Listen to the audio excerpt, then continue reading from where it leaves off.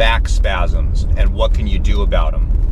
Here's an interesting concept, that if you have back spasms, you have to wonder, why does a person have back spasms? Now, two reasons. Either there was an injury to the joints of the spine, and what happens is, since your body knows there's an injury, it will actually splint that area. That's why we get muscle spasms. Muscle spasms are not the disease that you're suffering with. Muscle spasms are a reaction to a problem. Now, that's really in the case of an injury, but what happens in, 95% of the cases that I see, that a person doesn't have injuries. They have long-standing, long-term developmental problems of their joints, postural problems, alignment problems, and over time it finally comes to a head, or comes to a threshold where the body actually spasms the muscles around that area.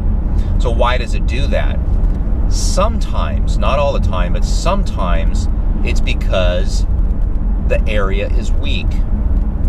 And so what happens is, when you have a muscle spasm in your back, everybody wants to massage it, everybody wants to stretch it.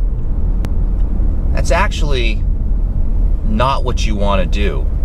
The best long-term solution for these muscle spasms is to actually strengthen the muscle. And I've done this time and time again. Is you have a patient who comes in, they have muscle spasms in their back, and you actually have them start doing either isometric contractions or range of motion exercises that involve contracting the actual muscles that are in spasm.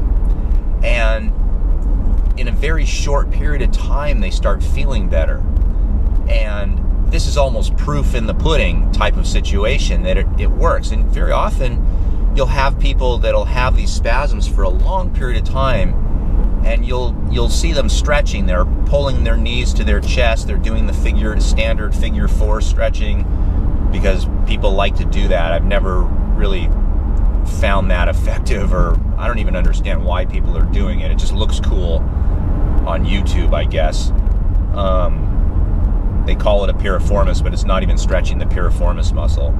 But nonetheless, the thing is that if you have back spasms, the reason you're having a back spasm is either neurological protection of an area that's injured, or it's a chronic weakness of that muscle, and the body finally starts to realize and hit a threshold where it has to protect that area and starts trying to muscularly protect it. So the best solution in that situation would be to do strengthening exercises. And if you're new to it, just watch my YouTube channel. I think I have 7 progressive exercises for the lower back, just in the lower back. So if you like this video, you found it helpful, give me a thumbs up, subscribe to my channel, and I'll see you next time.